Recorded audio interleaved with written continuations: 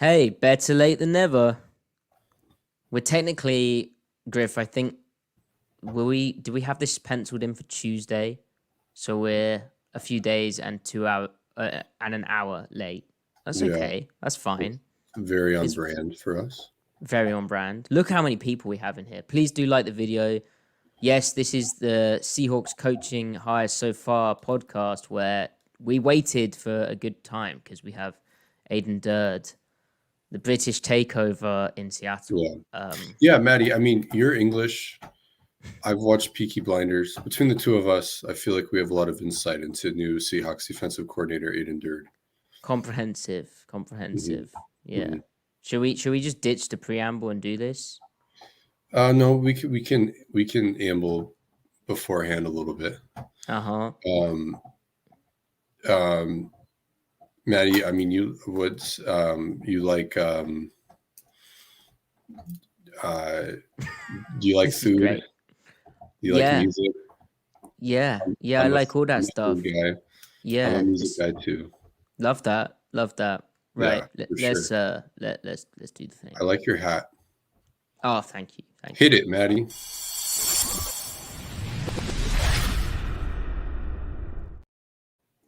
Welcome to the Seattle Overload podcast, where Mike Macdonald's new coaching staff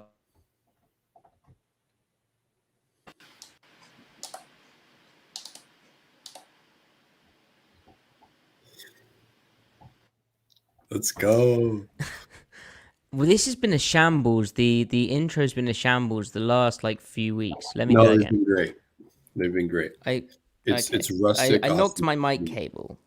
My mic cable's in a bad location. Okay, let's do it. Okay. See. Welcome. One man's poor production quality is another man's rustic authenticity. Exactly. You don't get this at any other Seahawks podcast. Majambo, Shambles. I was not at the Pacific Science Center. I have a lot of doppelgangers, though. I've been told I look like a lot of people. Like a lot of people would be like, "Are you so and so?" I'm like, it's not me actually. But I've gotten It's not me. Okay. Thank you, Gavin. Appreciate that. Right, let's do this again.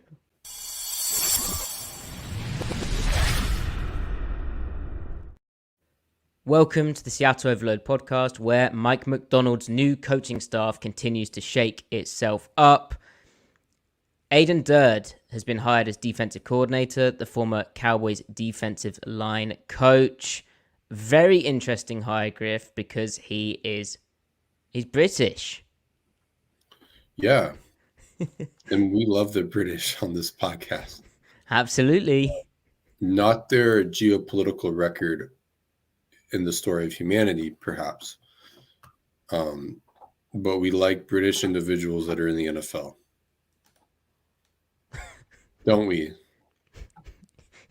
Yes. Well, you say individuals. In terms of coaches, I think Durde probably the only British. Well, other than Evero, Sanjay. Wasn't Tank Lawrence the old 49er born in London? I don't know. That's hyper specific detail. Yeah, probably someone has to be, right? Yeah, and then in future Seahawks pass game coordinator Matthew F. Brown. Right. Maybe. Yeah. So obviously, I have a pretty specialist insight into Durde. But before we get to that, Griff, I mean, just thoughts on this hire overall, because on the face of it, this isn't a guy who's coming from the Baltimore Ravens system that Macdonald's familiar with, kind of running. It's a guy who spent, 2 seasons with the Falcons as their defensive quality control coach, and then actually 3 seasons in total, because in the final year he was the outside linebackers coach with Dan Quinn. He then went with Dan Quinn to Dallas and was the D-line coach from 2021 to the present day. And obviously Quinn being hired to the Commanders, taking who was it he took? Anyway, taking a different coach as his DC. Durde had an opportunity to kind of get an upgrade here, get a promotion, and kind of carve out his own thing. But he's coming from a Dan Quinn system, not a Raven system. I know also when he was before with the Falcons as well, it says he was a defensive quality control coach, but I was listening to him on a podcast, which I'll post the link to, I know he got some experience coaching kind of the tight ends there, and kind of working with the kind of offensive side of the football. So that's all interesting too. So it's apparently in Dallas, it says, but maybe I've got that wrong. Anyway, Griff, thoughts? I like it. I like that. So the way I tweeted this, but the way the defensive staff is going to shake out, I think in practice, in function, like de facto wise, just based off of the hires that have been made, it sounds like Macdonald will be the functional defensive coordinator, right? Like he'll be calling plays despite having the head coach title, of course, and still being the head coach. And then with Leslie Frazier being the assistant head coach, I think that regardless of what titles they get, it sounds like the defensive coach being a defensive line background, he'll really be the D-line coach and then the run game coordinator.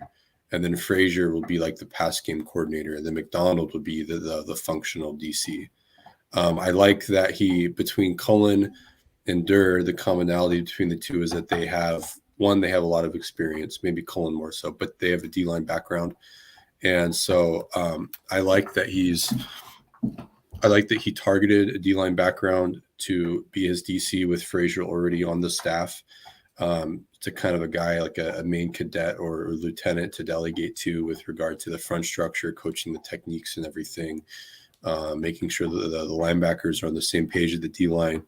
I like the idea of him going after a D-line guy, like a true dude there. Now, it's cool that Durde got the job and not Cullen or maybe somebody else that he could have pulled from, because there are a lot of good D-line coaches that aren't necessarily household names all over the place.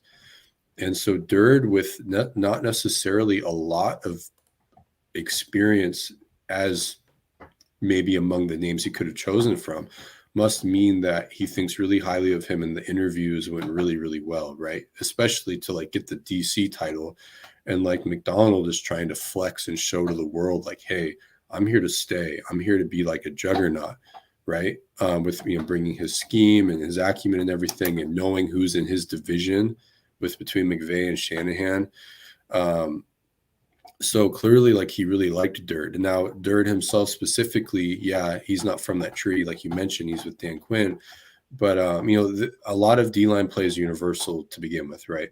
But then, the Dan Quinn Carroll front structures, I mean, those front structures are very versatile. I mean, they really do everything, like one gapping, two gapping, even front, odd front, even front with a 2-eye, even front with a one technique and stuff. I mean, they've done it all. And Macdonald certainly uses all of those fronts, and not only like on late downs, but early downs with different run fitting philosophies with gap fitting and ball fitting out of one high, out of two high. So I mean that's kind of speaks to like what the Seahawks did last year and what the Ravens do in terms of how they fit the run. There's quite a bit of similarities there. So naturally there's going to be quite a bit of similarities between what the Cowboys did and what the Ravens did, and likely what Macdonald wants to do. So in terms of like fit, like Durde definitely fits what Macdonald wants to do and stuff. So I'm pretty intrigued by this. As intrigued as you can be by a DC hire for a guy who won't be actually calling the plays. It'd be cool if in time he is able to do that though, and see what he has. If it goes really well year one and Macdonald wants to delegate a little bit more and feels comfortable doing that. So, Matty, what do you think about all of it? Yeah, it's interesting that kind of point you make about the, how effective the kind of Carroll Quinn front structure is, and kind of sound it is, and how there are similarities with that with kind of what Macdonald does. And I think to me it was kind of exciting because it's like, well, obviously, as you said, he's clearly interviewed really, really well, and he's fairly young in terms of his exposure to like American football. He's been in NFL Europe as a player. We'll talk about his very early background in a bit, but young in that sense, and then young as in he's only 44, right? Like, so he's that type of guy who clearly Macdonald's excited about kind of molding into his system. But also to me, it speaks to what Macdonald preached, where yeah, he's going to have his ideas and his core philosophies and the stuff, but ultimately the defense that they're building in Seattle is going to be a kind of unique system to the players they have in Seattle. And Macdonald's greatest strength, let's not forget, was kind of, adjusting it to his personnel, adapting it to his personnel, and really kind of perfectly fitting what Baltimore had. Obviously, there's a kind of a chicken or the egg thing where you get to acquire some players at times, but and you have certain types that you desire. But he did a great job in Baltimore of kind of getting the best out of his guys, and in Seattle there's some guys who definitely suit what he did in Baltimore. But there's some different types. You think about the types of edge they have, a different kind of profile. So that's exciting. But also the kind of the adjustment from the adjustment for Durde and Macdonald, I think it's exciting because he obviously Anthony Weaver got hired away. The Dolphins hired him as a defensive coordinator, and you're kind of wondering, well, has Macdonald run out of guys from Baltimore to come and coach in Seattle? You obviously got Jesse Minter going to the Chargers, and Harbaugh being at the Chargers now, and another Harbaugh, and wanting the kind of similar guys from the tree. So it says that Macdonald's kind of happy to continue evolving, and he's kind of preaching what he said in his, in his opening press conference, which is very, very interesting. So. Yeah, I it's a very kind of exciting hire in that sense too, and I think he'll understand, like you said, he'll understand how to coach the front. The D line, the inside backers, the edges as well, and that's a cool aspect to it. And I think he is the guy who Macdonald's chosen to show the ropes. Here's how the system works, and maybe down the line, and how he'll have sold it to him is down the line. You call the defense, when you're ready, and that's the perfect kind of step up for Durde in that, he's been a quality control coach, he's been a positional coach at two different teams, albeit under the same DC, and now he gets the opportunity to be like a semi DC before being a full-time DC, and then who knows where he's going to go, because, his rise has been absolutely remarkable. So, Right. So I think we like it then. It's been decided. Yes. So the other aspect to this is, obviously, Aden Durde did play for the London Olympians, and I am currently the defensive coordinator for the London Olympians. That's right. Which is a fact. My mentions have been popping off of people saying, "Hey, you must know each other, or you're the same person." Not quite, even though. Don't laugh in the chat, but Durde was born in Middlesex, and I also was born in Middlesex, so we have the same county in common as well. You guys are basically cousins. Yes, basically. But he did play for the Olympians, and while I don't know him, I've never met him. I know of him, of course. But 2004, I was 7 years old. So you were not coaching with them at that point, right? I hadn't quite started coaching yet, but what I'm just trying to get it all in my head right. Right. It's very complicated for you. I understand. But I do happen, obviously coaching at the Olympians. I actually coach with the guys who coached Durde when he was a player at the Olympians. So I coach with Rick Ayub, who was at the time the Olympians head coach and DC. He is now my defensive line coach. And I also coach with Murray Dumas, who at the time was the London Olympians offensive coordinator and is now the Olympians head coach and also still the OC. And so they've given me some insight into what type of guy Durde was.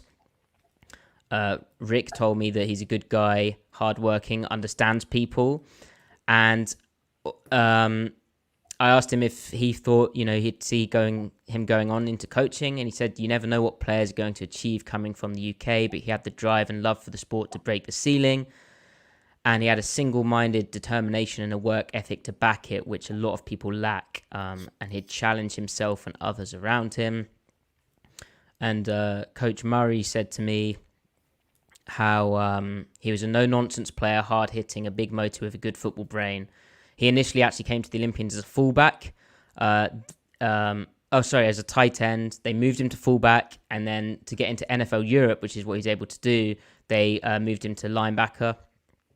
And that's where obviously he played in NFL Europe as well. So but the other thing as well, which is cool, is with Durde, it's not like that kind of path where it's like obvious, that he's wanted to be like in the NFL and be an NFL coach, right? Which is, by the way, it's insane that he's managed to do that from Britain. Yeah. Like that's for me, that's like an aspirational thing, right? Yeah. But the other thing to this is he was a really big thing for the British sport, the British football. He worked with the NFL, set up the international player development program, coached a lot of youth teams as well. I say a lot of youth teams. He coached a few seasons for one of the youth teams. And really wanted to help the inner city kids learn the sport. Like he was really passionate about that. So a good guy in that sense as well for growing the game. So there you go. Yeah, great stuff. Yeah, it kind of speaks to the directive of maintaining the positive culture, which what does that really mean, right? But he definitely passes that sniff test, right? He definitely seems to be pro player. His players like him. He's not an authoritarian, but he also can command the room at the same time. Like watching some of the Dallas, what did they do? Well, some of the mic'd up. What's that show? God, I'm drawing a blank. Hard Knocks. Yeah, when the Cowboys are on Hard Knocks, like Durde got a lot of attention. One for the novelty of, oh my God, it's a British accent. But the players really liked him. But he can also, he can control the room. Like he's pro player, but he's not a pushover. So I definitely, he passes that sniff test. And like even though like I kind of dampened the thing of like him being the DC and probably being the run game coordinator and stuff, he's still the DC. Like it's still an important job, even if he's not calling plays. Like he probably is going to be running the whole room, and Macdonald literally can't be there. He's the second highest ranking defensive coach. Although I actually do wonder, like, teams structure themselves differently, but you've got Leslie Frazier, who is not the DC, but he's got assistant head coach titles. And then you have Durde, who is like the defensive coordinator. So who really is the number two, I wonder about that stuff. But that said, Frazier, with having actual head coach titles, he may not just be addressing the defense. Like I know that when Sean Payton was head coach, part of the reason why Dan Campbell got hired by the Lions, despite not being a coordinator, is that it was said that like Campbell was the one running most team meetings, addressing both sides of the ball. And Payton was just like in his office, just like drawing up like cover 3 beaters because he just wants to call, you know what I mean? Like Campbell was actually kind of like running the team in a sense, running practice and stuff like that. And then Peyton's just like talking to Drew Brees, like, hey, how are we going to read out weak choice against this team this week? You know what I mean? So you wonder, like, is Frazier going to have that much like say and be more universal and will Durde, I'm sure it'll play out organically, whatever it needs to be. But, you wonder about that stuff, but still Durde is, I like this hire with as much as we know about him. And I kind of like that they haven't hired a guy that has a lot of experience. They clearly are hiring a guy up and coming who's hungry and wants to, get his foot in the door. Like they've already got Frazier for that part of it, right? For the other side of it. So, from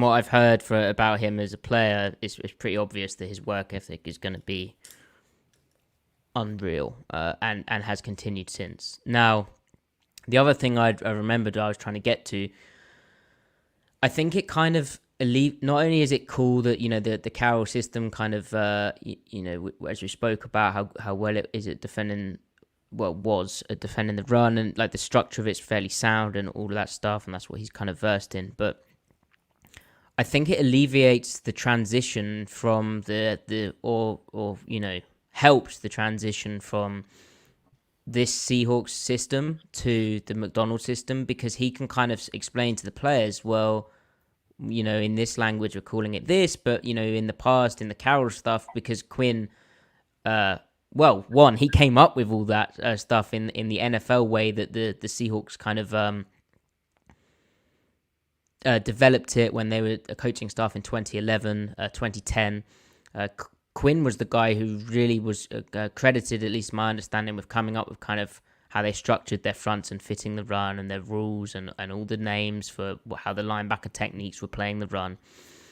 And so, fast forward to 2024, Durde can be the guy who's like, okay, yeah, Macdonald is telling you this, but here's a way of explaining it to, guys who've been in the system where, it's kind of like this, but we're going to do it like this, I think that's pretty underrated. And, you could have kept like a John Glenn, who was the longtime linebacker coach on staff. Instead, you've got a guy who's been in the system, but in a different place. So I think that's a hidden kind of value to it.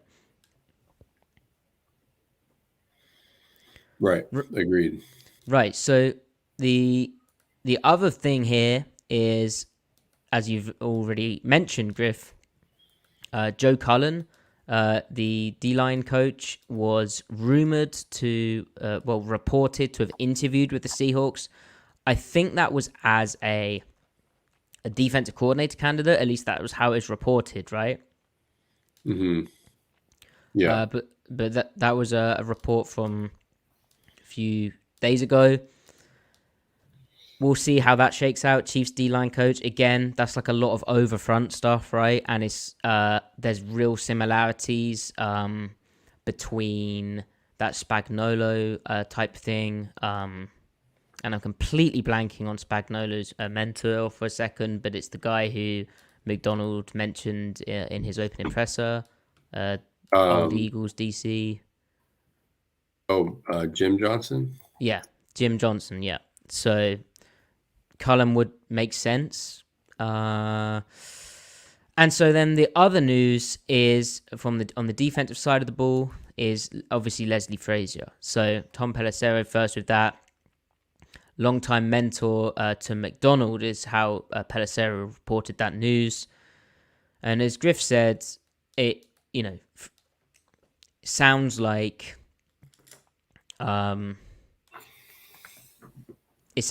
Frazier, it would make sense that Frazier, who has like a DB background, would be the guy who's more kind of coverage leaning, at least with how they coach it. Remember also that Kyle Scott was retained as a defensive assistant. Mm-hmm. But what the Frazier does bring, and we wondered, actually, it's kind of a big get, because we wondered if he'd be the defensive coordinator, right? So it's kind of interesting that he's landed in this assistant head coach role. But he's 64 years old, and his NFL experience goes back to 1999. He's been coaching since 1988. Like, that's the kind of senior thing. That's the Wade Phillips, albeit on the same side of the ball, unlike what McVay did. That's that kind of senior presence who knows programs, who's been an NFL head coach with the Vikings, albeit briefly, but also been an assistant head coach in Buffalo, and in Buffalo also 2017 to 2022, their pass defense was very good. So it was great. Yeah. Now the Bills were never lacking for talent too, and you need talent to have a good defense. His defenses in Minnesota and Tampa Bay were not very good, but they also didn't have a lot of talent either. So it's kind of hard to say, but like, he had a 6-year run in Buffalo of like top 5 defense. So, that counts for something. Like that's definitely, it's good to have him on staff. He's been around it, and he's coached a lot of the same coverage principles, despite, of course, working with Macdonald in 2016. So he knows the kind of Wink Martindale world. Even though Macdonald is very much his own thing or own take on that, a lot of the coverages are still the same, though, right? And how they it's interesting that in that 2016 period you referenced, that's when Frazier was the secondary coach for just the 1 year with the Ravens, but the relationship with Macdonald was his quality control coach. That's how Frazier phrased it to Pelissero. So you don't know exactly what a quality control coach is responsible for, like when you read their Wikipedia bio, but clearly he was the guy doing what a quality control coach does for Frazier, the secondary stuff. So probably drawing up loads of route pickups and beaters and how we play it in this principle and that sort of stuff. Charting stuff, just endless charting. Yeah, just watching tape. So finally, on the defensive side of the football is Kirk Oliver Doty, which is a great name. Now, he's son of famous coach. Are you going to finish that? I forgot his name. I forgot his first name. Great. Tom Olivadotti. Tom Olivadotti wrote that coverage Bible that I bought, and it's just complete. I read it way too early in my, you could say, journey. And it's, my brain was mushed, and it's not even apropos. It's kind of out of date. Anyway. He was the Dolphins DC from 1987 to 1995. Yeah. Hey, good knowledge, Griff. But his son, Kirk, is 50 years old, so slightly old for the Seahawks' young coaching staff. But he has an interesting background. He's was with Washington for a long time, coaching all types of stuff. It'd be interesting what DCs he worked under in Washington, considering he was there from 2000 to 2010. But how he knows, and it's interesting as well how the Durde hire is not a guy who Macdonald's worked with before. It's a completely fresh thing, which is cool. And it's also, Macdonald hasn't worked with Frazier. He hasn't worked with Durde hasn't worked with Frazier, and Durde hasn't worked with Kirk Oliver Doty either. Well, Schneider and Macdonald, they might have, or not Macdonald so much, but Schneider might have gotten insight on Durde via the Quinn interviews. I'm sure, yeah. Possible, yeah. So. But how Oliver Doty knows Mike Macdonald is he was the Georgia linebackers coach from 2011 to 2013 under Todd Grantham, which there's elements of that Grantham stuff in what Macdonald does now. There's a kind of a big basis of it. And obviously in that same 2011 to 2013 period, that's when Macdonald was a defensive quality control assistant. So you wonder, and I believe he was working with the linebackers then in that period at Georgia. I do wonder if, again, like how Macdonald was the quality control guy for Frazier for that 2016 period, if he was the quality control guy for Oliver Doty back in Georgia. Which, again, cool. It's kind of a fun 180. Mm-hmm. Yeah. Chat, we are aware of the news circulating. Yeah. Twitter, good things come to those who wait. The video, and then maybe we'll get to it, We will get there. There you go. Right, Griff. So, Seahawks offensive coordinator search. And I guess, let me just quickly round up what we've been going through. So, Chip Kelly interviewed. Then Chip Kelly is going to basically be the Ohio State offensive coordinator. Mike Kafka got blocked for interviewing for the Seahawks offensive coordinator position by the Giants. He then got promoted to assistant head coach. Good for him. And then, just as we're recording this, Griff, where are you at with taking pictures of people out in public? I mean, without them knowing, the old sneaky. We don't condone it, but perhaps we understand. I mean, it's a dirty job. Someone's got to do it. I mean, that's, you know what I mean? How else? This is what Twitter was made for, right? Uh-huh. Yeah. Anyway, so Twitter user at UW commenter, is this the original source of Yeah. this?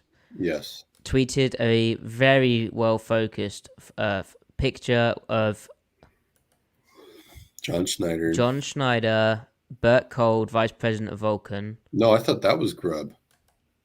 That's Grubb on the left. Well, who are these two?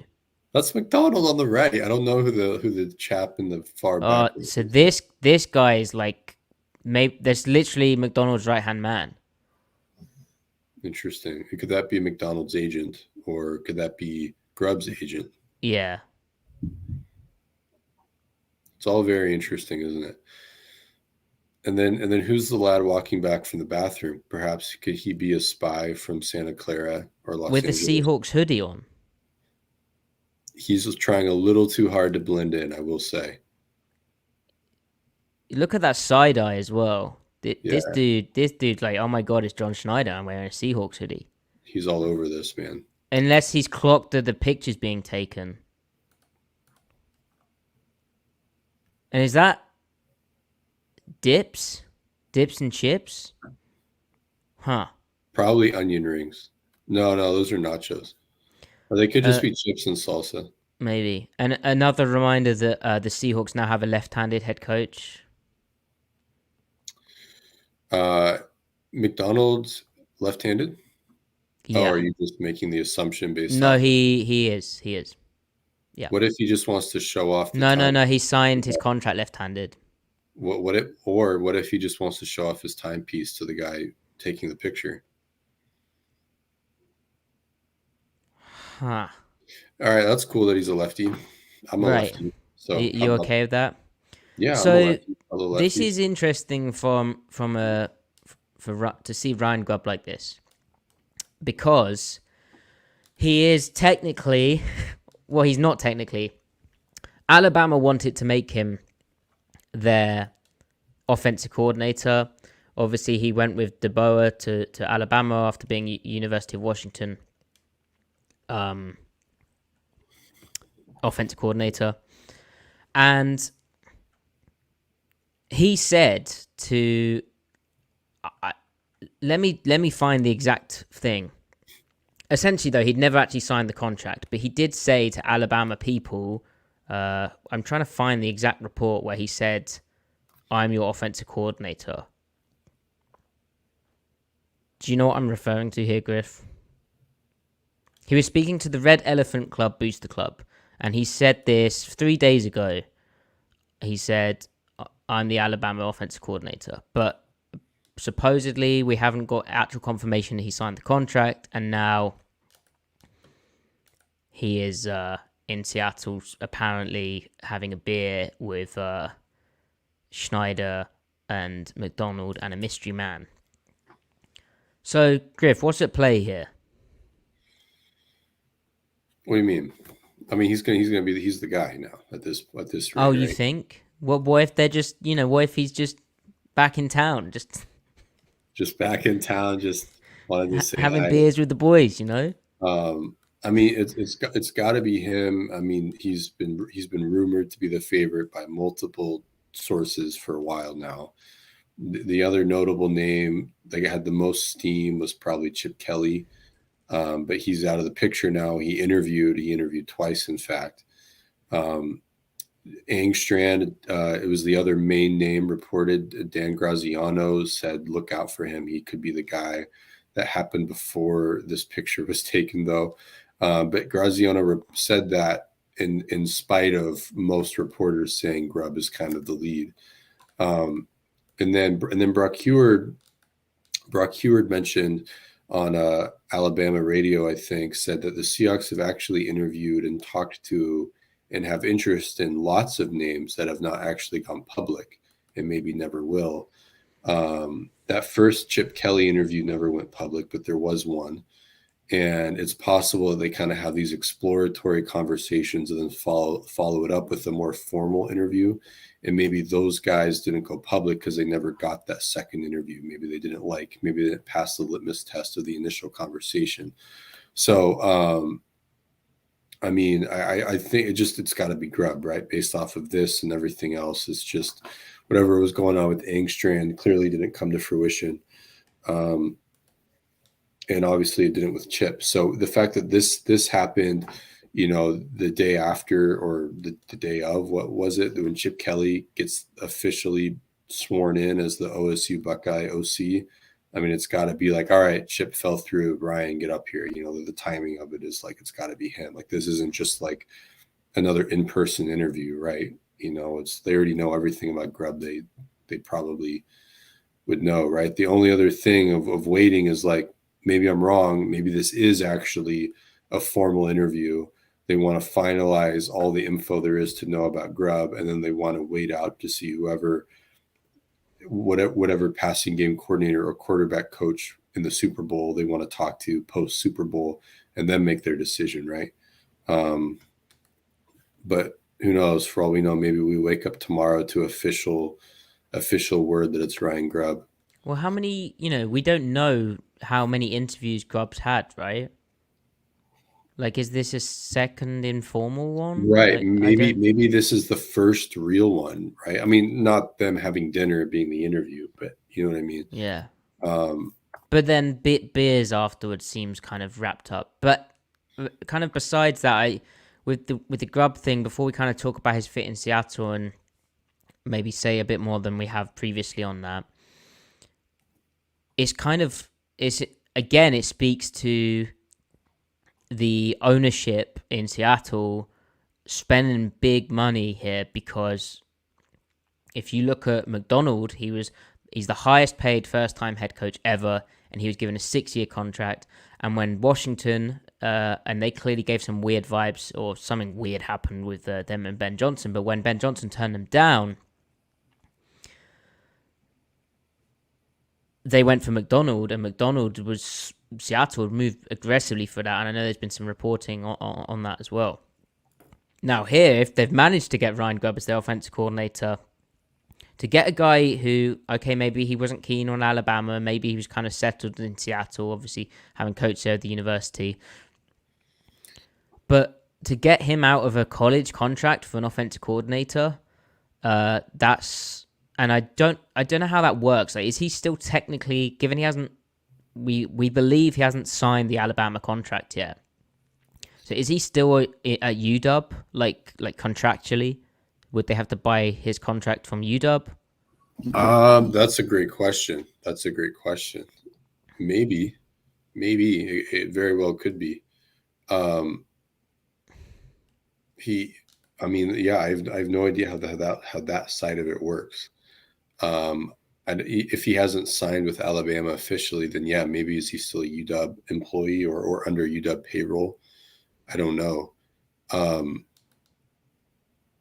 That is a great question. I do know that he was being paid $2 million to be the UW OC, and so Alabama probably offered him twice that, and that's just to be an OC. Like, how much is Macdonald making as head coach?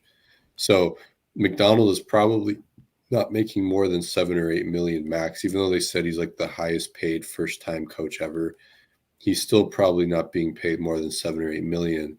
But so then if they're offering him enough money to pull him away from Alabama, then they are paying their OC almost as much as their head coach then, like, or at least a couple million below that. That's still pretty high. Like, it's usually the head, like Pete Carroll was making 15 million, and I'm sure Shane Waldron was probably making no more than 2 or 3.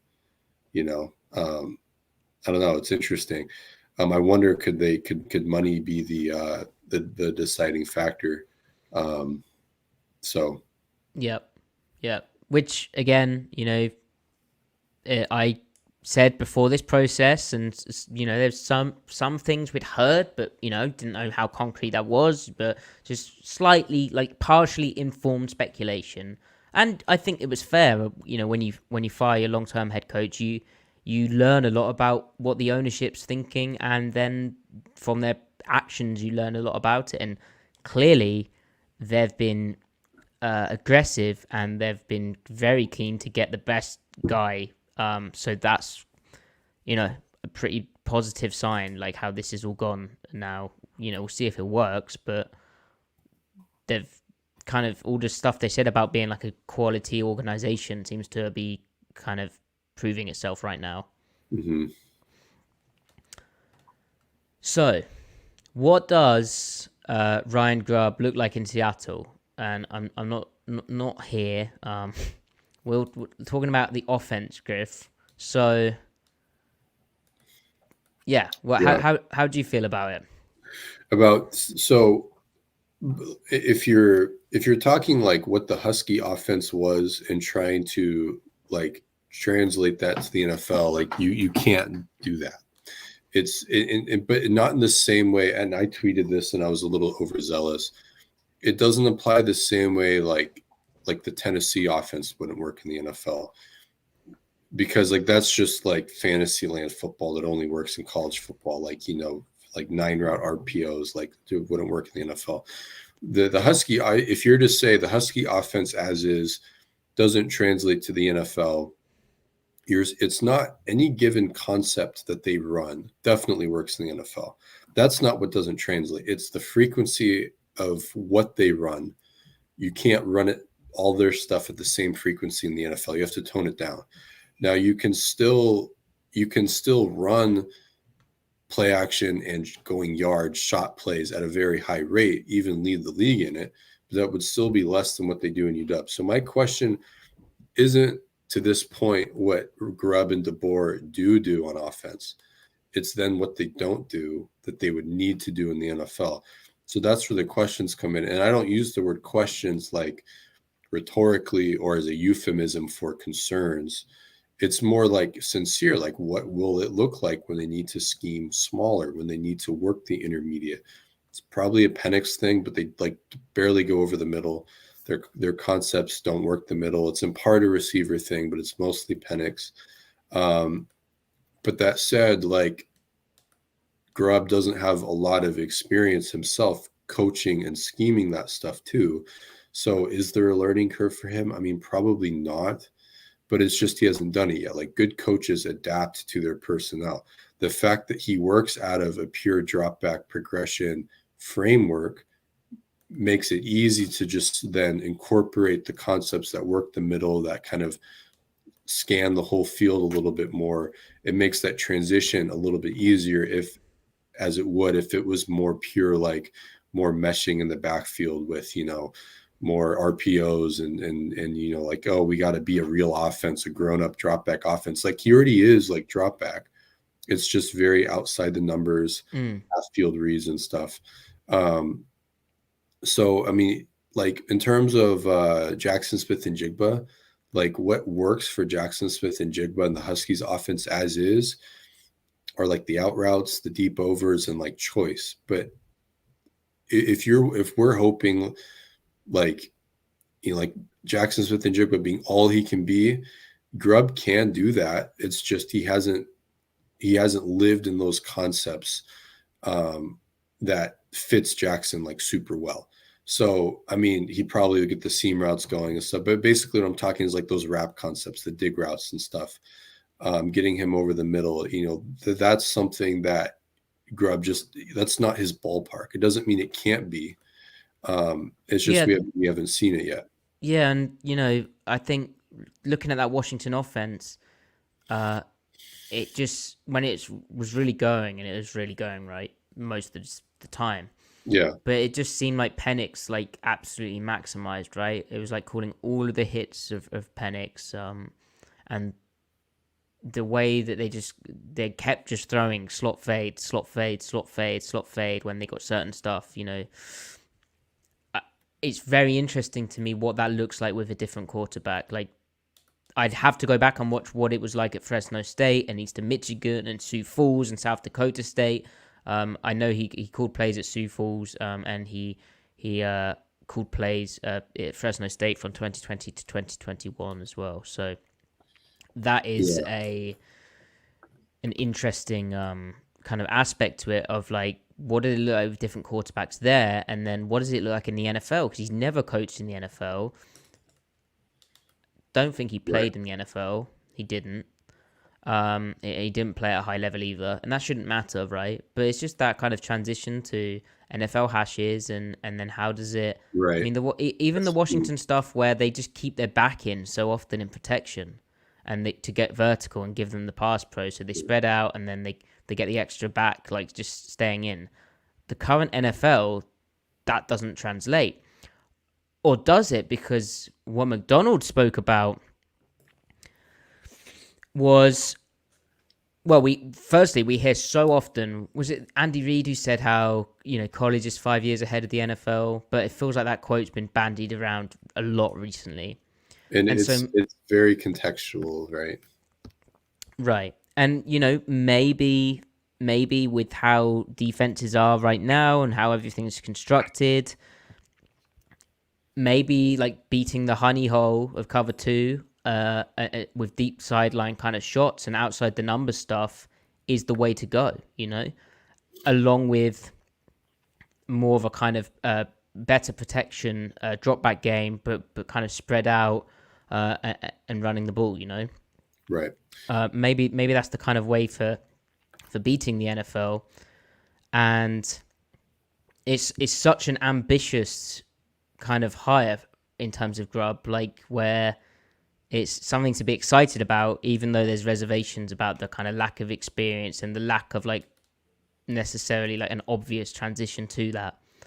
But it's like, it's kind of wow. Like, what does this? Oh, Matty's muted, and he's back, and we're back. Some technical difficulties. You good?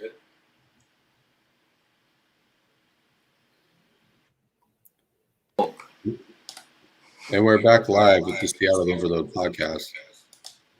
Oh, no, we have a note from our producer. Please hold. All right, I'll jump in until we figure this out. Are you back? Yeah, I don't know why. Why didn't you talk? All right, I'll talk. I didn't want to like cut off your thought if you were coming back. No, I kind of choked anyway. And hit it, Matty. No, Griff. All right. Yeah, but Matty, you're saying like basically what does this look like with the NFL hashes and everything? Did you want to finish your thought? Because I got thoughts. Well, and then, is he just I need to watch Fresno State, because is he just a guy who he's gonna be able to just adapt to Geno and like the Seattle personnel? What was he, right?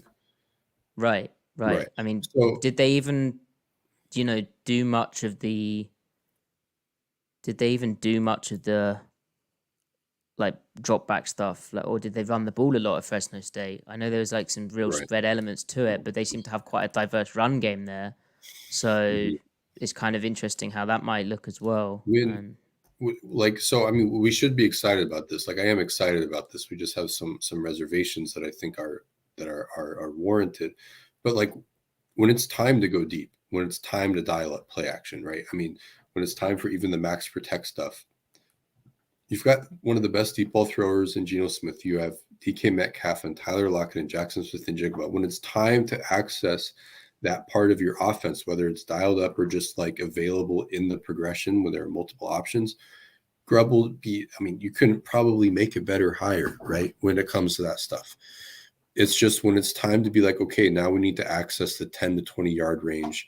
We need to make sure the smaller gains have more options, because you're going to access more volume. So are there enough more volume of that stuff, more choice, more full field kind of like possession oriented concepts? Does he have enough wrinkles in there? Because in college, he could just rely on running strong side choice, weak side choice, RPO and screens to supplement Odunze just being an automatic touchdown, right? So, I mean, it's going to have to beef it up more. When it comes to the explosive stuff, like, could not have made a better hire with the skill sets available. But it's about maximizing the rest of the offense. And again, they're not concerns per se, but they're questions. So with that in mind, and like this is subject to change because we'll watch more of the Husky offense, we'll watch more of Fresno State, and we'll kind of get a more complete answer of what they are and aren't. But that said, I hope that what I hope it looks like with regard to this, like, you know, other stuff that he hasn't shown yet is kind of like the is kind of like the transition that we saw with Arians when he went from Carson Palmer and Jameis Winston to 42-year-old Tom Brady. Tom Brady could still sling it, but you're not going downfield with Tom Brady as much as you are Jameis Winston. Arians had to throttle down the depth of his offense a little bit. Now, that first year, Tom Brady's average depth of target was still like 9.5 yards. The year following, it was 8.2, though, but they were still an elite offense, right? So it's like that was in 2021. 2022, was that Tom's last year, or was it 21? 22. Okay, so I don't know what it was in 2022, but in 2021, that's when they won the Super Bowl, right? No, that was the Rams. In 2021, they won the Super Bowl. No, I think I'm off a year. Maybe 20. But anyway, No, yeah, it was 2022 was his final year. But the point is, like in 21, they were, you know, you're right. 21, they were still an elite offense, and it was much more intermediate oriented. It was more work the middle, you know, it was more Godwin up the seam to get explosive. It was a little less Evans running 9 routes every route. You know, you're seeing a little more stop routes, a little more dig routes and stuff. That was the same in 22. That continued. Yeah. Right. So I would like to see kind of Grubb take his pre-existing ideas and kind of bend it down a little bit the same way Arians did. And Arians handled that transition really, really well when he got Tom Brady. So I would kind of like to see Grubb's version of that, and it would kind of mimic like what the Cowboys are with McCarthy and Schottenheimer with, you know, CeeDee Lamb and their tight ends and Dak Prescott, where it's just like everything's very vertical, but not necessarily downfield. It's just everything stems vertically, you know, with the occasional like intermediate breaker and stuff, horizontal breaker and stuff to take advantage of CeeDee Lamb. But I definitely think like that would be the midpoint of Seattle's skill sets and what Grubb wants to be philosophically. But again, like, who knows? Maybe Grubb surprises us and kind of runs a lot of, you know, the best of Waldron's drop back game, which mimics Ben Johnson's drop back game, because Ben Johnson's just mimicking McVay, right? And that's kind of where I would get excited about Angstrand, at least in the sense that, like, if they were to bring Tanner Angstrand from the Lions, there are zero questions about what the offense looks like. You just copy paste the Lions and add a little more verticality because you have DK Metcalf as your ex split end receiver, right? And the Engstrand thing's so much more obvious. And I think, again, it comes back, the exciting aspect of this is Macdonald doing what he preached. He said he wants the Seahawks offensive system to be unique to the Seattle Seahawks. Like, that's what they're looking for. And he wants it to kind of be a system which lasts for years, not just like a one-off year thing. Right. And so Grubb could be, obviously he's got stuff which worked with Washington, and as we spoke about, tailored very well to his personnel, right? And there's obviously limitations of the personnel, and so then there's limitations of the system, like there's limitations to anything. But what that looks like in Seattle is like it's not a blank slate, but it's also interesting to me that Macdonald has picked Grubb after seeing a very similar Michigan defensive system shut down, right? That's to a large degree his offense. And so clearly, whatever Grubb did in that game, and we have the tape, whatever he did in that game was impressive enough to Macdonald, or it got him an interview, and Macdonald clearly rates him. So that's a kind of fascinating element to this too. So right, so like the elephant in the room is like, all right, we know what you were schematically at UW, but like we have Jackson Smith and Jigba, and we just drafted him in the first round, and also he's probably going to be our second leading target next year. And maximizing or optimizing sure, there's overlap with JSN and what you did at UW, but like in terms of optimizing him, and what you were at UW, it's a little bit oil and water. So like obviously like that, he's a huge part of that interview and that conversation. So clearly Macdonald and Schneider don't hire Grubb without hammering out like addressing that question, right? So clearly that means that there's confidence there. Unless it's JSN's just going to be running a shit ton of corner routes and out routes and you know, slot fades and seam routes, then like, okay, you know, and then you know, get a fistful of choice routes, right? Like, okay, forget about the dig, the breaking the dig routes, you know, and stuff like that, the backside of concepts and everything. Yeah, so that's really my question. It centers around JSN. I mean, with Tyler and DK, it's a no-brainer, you know. But then also we need to talk about the O-line. They don't have the protection to lean into it as much. So you have to account for that. Now, that's the other side of this. You're not just hiring a scheme. You're not just hiring a play caller. You're hiring a coach. And I'm certain that, I mean, we saw UW was really well coached. So in bringing in Grubb, you're bringing in a guy that can coach the details, and that extends to the O-line, and he has an offensive line background. So maybe that's part of the appeal here. Maybe it's getting more out of the players. I'd argue that they definitely leaned on their best players last year, but you know, there were some talks about the route precision and the timing, like the things in your control, you know, that was lacking a little bit. That's something Macdonald emphasizes. So I'm sure it's something that was important to him in interviewing these guys, and the Huskies were incredibly well coached. So I hope that was part of the appeal, and they were really convinced of that too. So yeah, but I don't know. Yeah, it's interesting. I mean, in college they were able to stay. Like it wasn't all just shots. There was the kind of lateral stretching, right? I mean, they run mesh, right, and like some RPO stuff in the flat, and then your bubbles and in your tunnel screens and whatnot. I mean, yeah, they have the RPO game. They have a screen game. They have weak side choice, strong side choice, and then it's all explosives, half field reads, and max protect, right? And then they have a mesh progression, but like they'll run mesh sit, and Penix is never throwing that sit route. No. Now when they get man coverage, they just send everyone. It's like all go special with a shallow, right?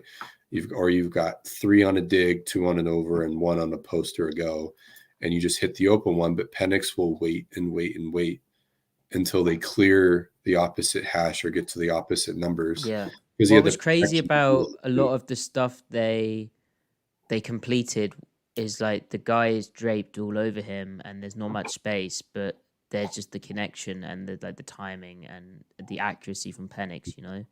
Mm-hmm.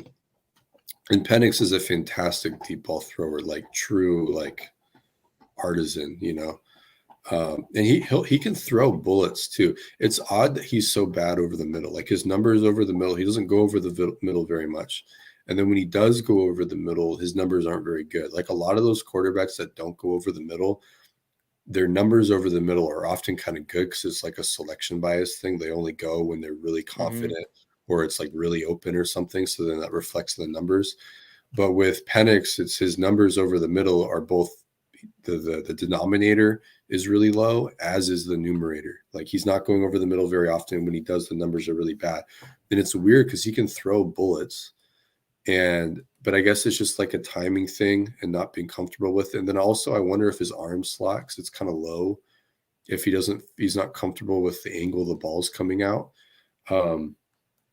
Like Gino's release is more high over the top. So, but even then he gets batted down a lot.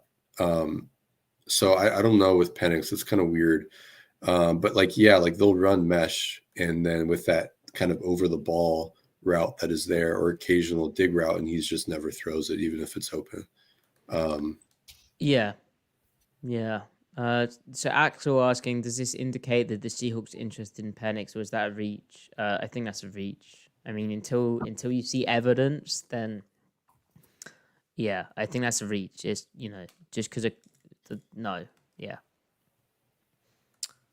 Now Lloyd kindly donated Griff saying, if only I could donate in pounds. Cheers to the British defensive coordinator. Thank you, Lloyd. And Preston, again, thank you, Preston. Maybe as part of Grubb's contract terms with the Seahawks to lie to Alabama the same way DeBoer lied to UW. Yeah, maybe. But Will thanks, anybody Preston. will anybody think of the Crimson Tide faithful? Please. Please, they're going through it right now. I'm surprised they didn't.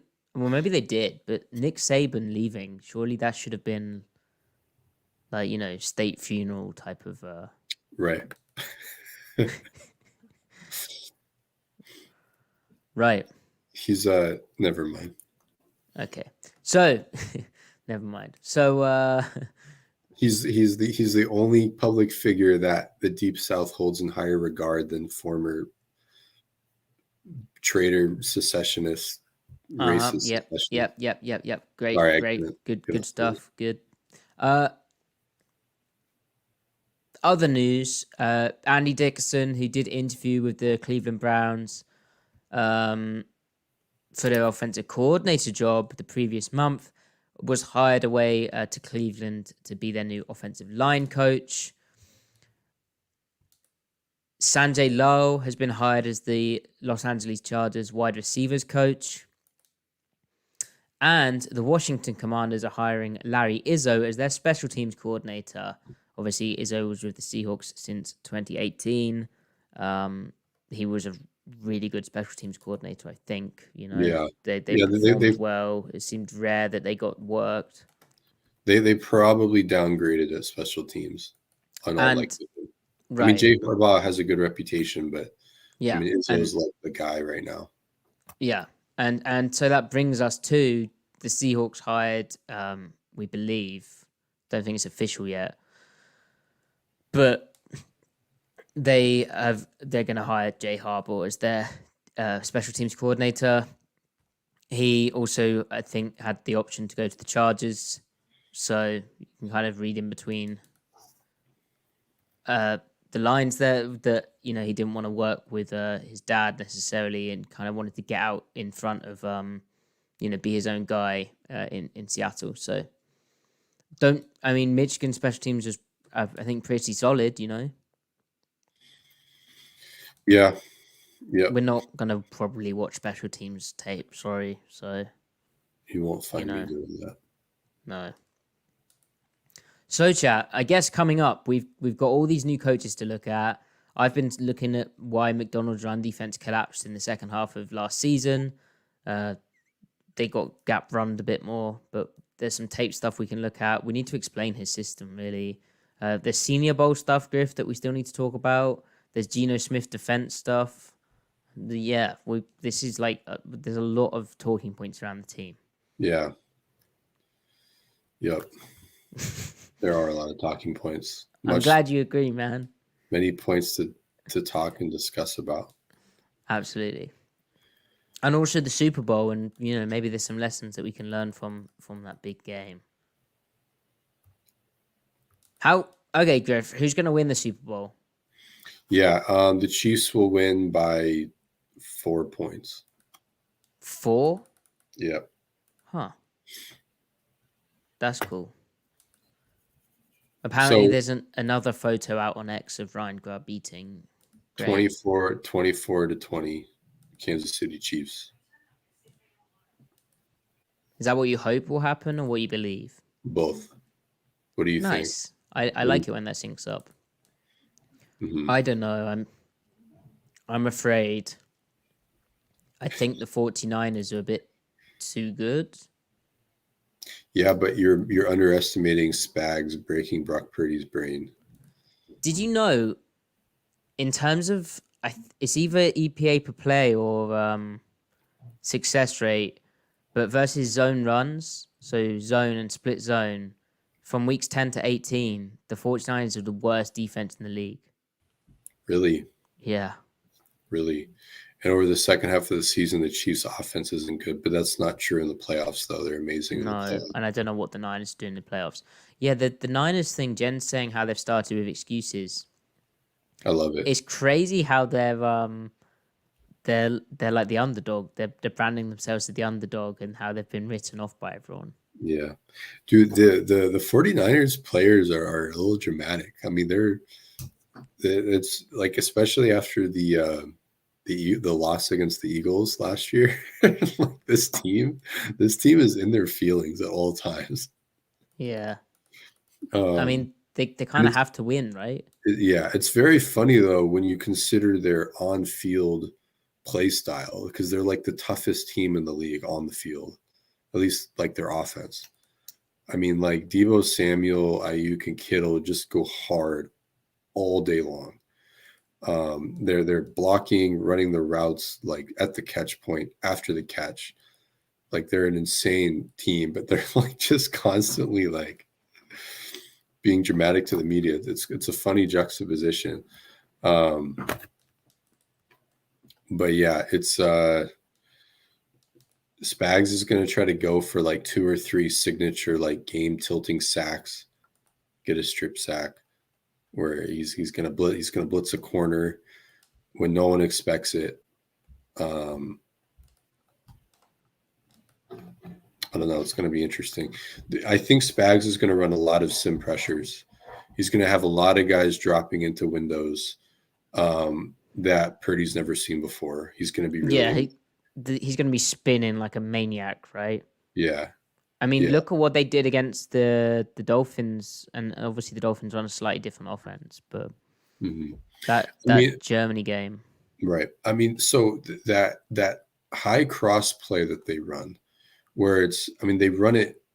It's so simple. They've got, it almost looks like a really deep dig, but it's technically an over. Like Shanahan calls it a deep over, a Dover. Oh yeah.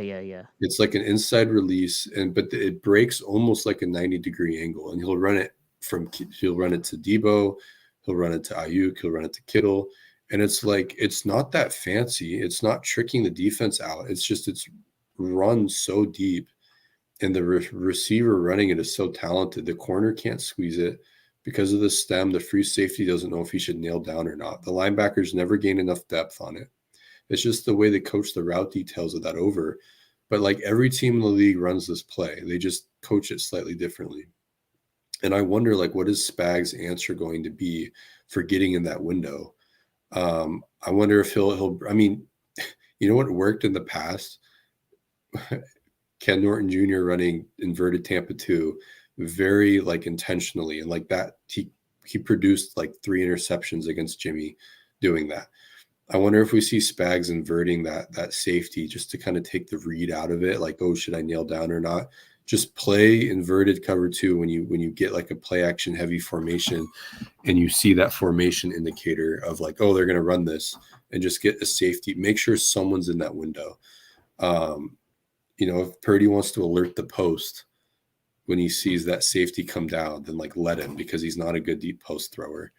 You know what I mean? Like,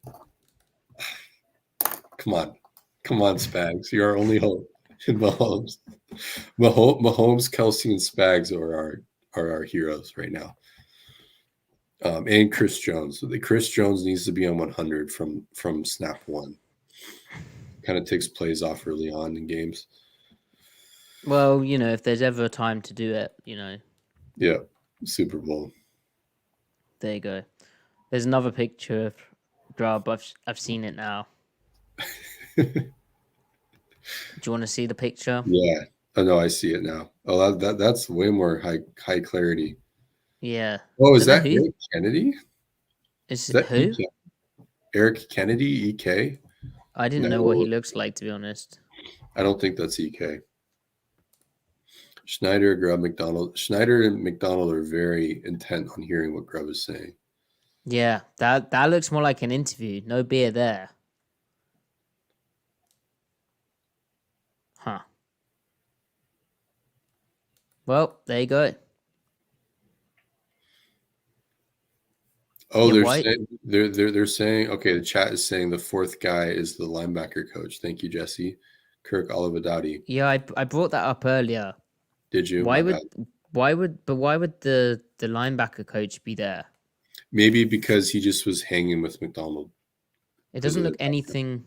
I mean, unless he's lost loads of hair. The eyebrow structure is similar. Obviously, we're experts in eyebrows. Yeah, we are. Huh. We are. Yeah. Yeah, I guess he could have gone bald. Like Green Bay would make you go bald, right? That defense. Mm-hmm. Maybe he just finally said, you know, F it. New city, new me. I'm just gonna shave this all off. We have even another picture. Okay, so which picture? I feel like we should bring these pictures up. Which picture are you looking at? I'll put it in the private chat. Excellent. That one. And then there's this one. Oh yeah, I've seen that one. Okay.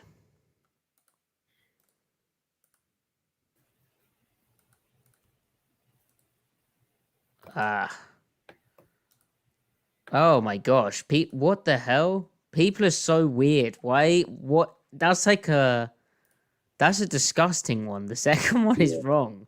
Yeah. Like, look at. Yeah, that does look like Oliver Doty. I guess it's interesting having an inside linebacker coach perspective. This is weird. This is weird, Justin. This is weird. We see too much here. This is wrong. Yeah. Anyway, great. Griff, do you have anything else? I don't know. Oh, the subtext to the Grubb hires, I'm sure that, like, I think they're keeping Geno, no doubt. They may draft a guy, but I think Geno's part of the pull for Grubb, because you have to think about it. Your job in Alabama is so comfy because you're going to be able to, it might be rough the first year, but you're going to be able to recruit. You're going to have a lot of job security. The NFL, if you get an OC job and you kind of like, it doesn't work out, it's a lot harder. You don't have the, you don't have the backdrop of the program to kind of keep you there forever, So I imagine he views Geno as to help him, like, maybe get head coaching looks if that's what he wants down the line, right? Because it's like you have instant offense. You don't need to, I don't know. You can spin that a lot of different ways. You're coping. I'm not coping. I'm confident. Uh-huh.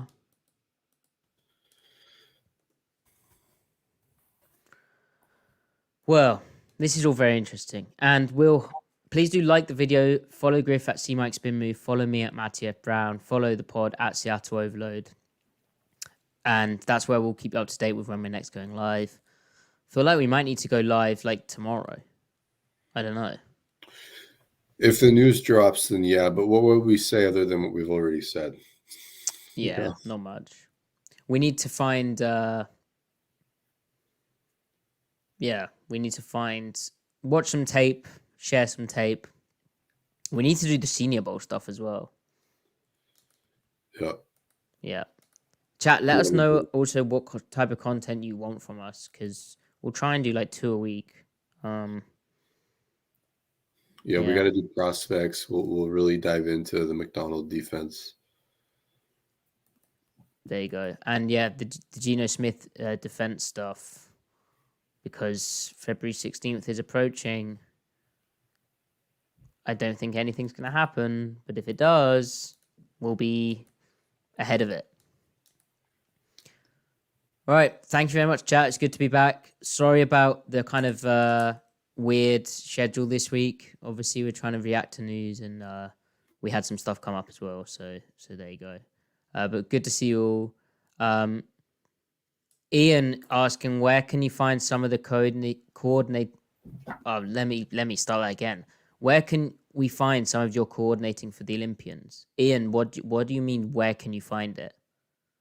Like, are you asking for my playbook, or are you saying like where? Like, it's in London. Like, if you want to come and watch our games, are you asking for my tape? I'll post tape this year when we're finally drilled up on Shove Alert. There you We'll have a go. polished shove alert this year. Let's go. Yeah. That'd be so funny when a team Maddie, do you ever throws get a like shallow. max protect post corner or sorry, max protect like post cross Yankee, anything like that? No, thank God. Why not? I don't know. Why are the offenses in your league need to not be cowards? We got a lot of post wheel last year. There you go. Yeah. Do you midpoint the corner or do you have the curl flat carry on the wheel? Well, it depends, doesn't it? There you go. Yes, indeed. Yes, indeed. Yes, indeed. Right. Not that Okay. you'd ever say that on air. No, obviously not. Hmm. But yeah, Ian, let me know what you mean by that. Yes, Matty. Okay. I guess I my answer was suitable for you. Everyone's saying that's Eric Kennedy, Griff. It's definitely not, is it? From that one angle, it looks like EK. But Oh. it's definitely Olivadati, I think. Huh.